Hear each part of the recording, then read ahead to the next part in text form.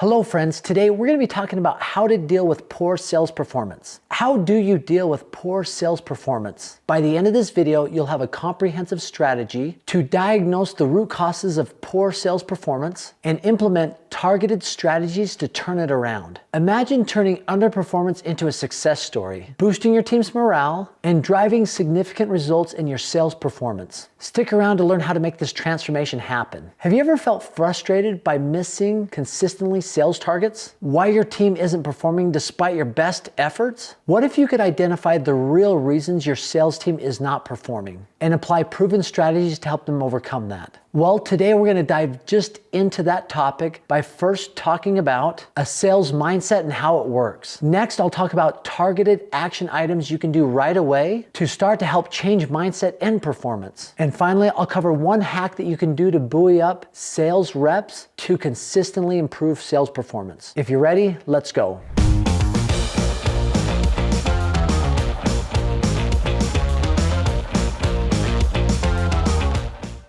So first off, we need to understand a sales mindset. What motivates a sales rep? So to truly understand sales, you have to understand what motivates them and what their mindset is like. Now, first understand most salespeople got into sales because they're a little bit competitive and they feel like if they put in the type of energy and effort that they know they can utilize their skills to make a good living for them and their family. Plus, they like the freedom that many times a sales position or sales career will offer them as far as schedule. But also realize that each rep is motivated by something uniquely different to them. But usually as a collective group, you can figure out things that motivate them as a group. And even I've seen in my career where groups have been completely different. Over the course of my career, I've managed 3 large sales organizations. And it's been really interesting to see how each group was so different than the other. Now, typically, somebody's either motivated by the carrot or the stick, right? The carrot is that incentive that is consistently held out there, kind of like the carrot in front of the rabbit that gets them to move forward.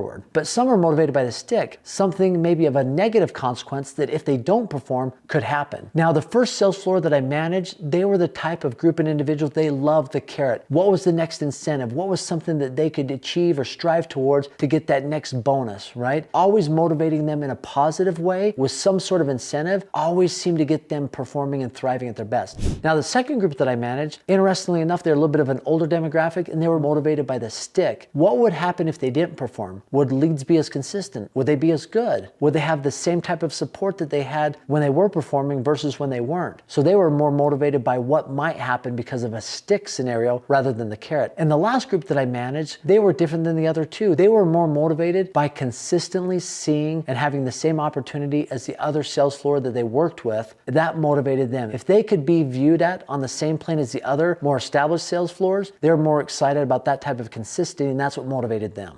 Another thing that's really important to understand when we're talking about how to improve sales performance, especially if it's not doing as well as we had hoped, if it's poor performance, is understanding that mindset that a salesperson have. Now, we touched on that, but this is probably one of the biggest things you can change right away. So how do we improve and change a salesperson's mindset? Because let's look at it this way. If a salesperson is not performing, or as a group, a sales organization is having a poor performance, typically that can really be a drain on their mindset and they can continue to perform at a negative level. So we've got to understand how to take their mindset and elevate it from where it's at, from a poor performing state to a high performing state. And one thing that I've seen that's worked really well for sales organizations is helping them create and have consistent with them a why. Why do they show up? Why do they do what they do? Most people, most organizations will have a why that they can rely back on when things aren't going the way that they're hoping. With a sales rep, if you can get them to answer that question, why do you show up every single day? Why do you do what you do? Why do you leave your family? Why do you come in here and put in the time, energy, and effort when some days it doesn't get the results you're hoping for, but other days it truly can? And a lot of times it's more than just money, right? Money is a consequence of them doing well, but why they want the money, why they want to see that success, there's an underlying reason behind that, and all of us have that. One of my favorite books out there is called Starting with Why by Simon Sinek, and he talks about that. If we can start with our why, if that can be the premise of everything we build upon, then usually that's going to continue to push us to grow, to thrive, and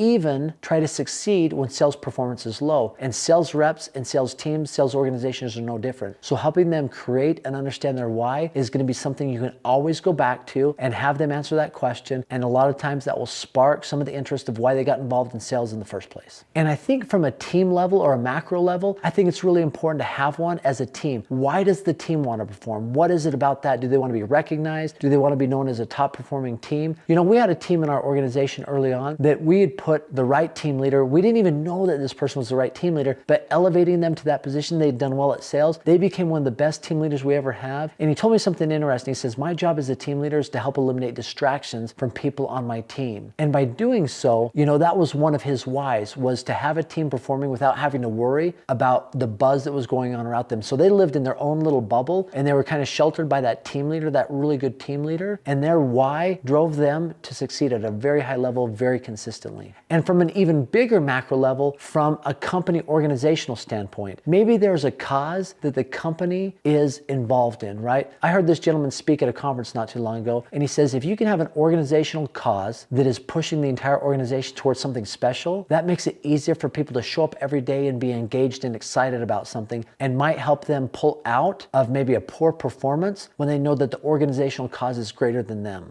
Another thing that I believe can pull a sales team out of a slump or a poor performance is then starting to incentivize not on sales, because if you do that, that's a reminder of them not getting sales. So rewarding on sales only is going to cause an even greater negative effect, almost like a downward spiral. So I've always found that incentivizing based on the activity that you know that leads towards sales is going to elevate their performance, because it helps them create little wins on things that they can control. There's a lot of times things in sales that sales reps can't control. The leads, the person they're talking to, people answering the phone, all these different things that if you could actually incentivize them based on things they can control, like activity, and in my business, that's phone time, it's dials, it's appointments set. Those are things that they control that when incentivized will give them little wins, and we know that little wins will eventually lead to big wins. Finally, I think one of the last things you can do to help a poor performing team, or maybe a sales performance that is doing poorly, to really elevate and get out of that slump, is to build confidence in them. So what do I mean by that? If sales reps are actually struggling and not performing well, typically their confidence is down. And we know that the sales business is absolutely a confidence business. When people show up with confidence and energy and excitement, they're performing at a high level. And if sales are down or performance is down, usually that confidence is down. So if they can get somebody who they view as above them in the organization, maybe it's the owner, maybe it's the sales manager, maybe it's the chief sales officer, whoever it might be, if they can instill confidence in these individuals, that is going to help elevate them out of a poor performance to a higher performing one. Because if you have confidence in them, and it's not fake confidence, right? I mean, you've hired these people for a reason. They've done well in your organization. They might be going through a slump or seeing some poor performance. And if you let them know that I believe in you, I've seen what you've done in this organization, I have no doubt you'll pull out of this. I think that is one of the most powerful ways to help them get out of a poor performing situation. And I think one of the other things to do as far as building confidence that we haven't talked much about, but I think is also important, is helping them visualize success. I remember going to a personal development event, one of the first ones I'd ever gone to, and I remember one of the presenters, they went through a visualization exercise, and they said, listen, I want you to stop, calm your mind. I want you to think about a time in your life when you saw success. And I want you to visualize that. What did it feel like? What did it taste like? How are you? How was your confidence? And I think if we can visualize or help people visualize a time where they saw success or seeing future success and speaking in the present tense, that is another way to pull people out of a poor performance to perform at a high level.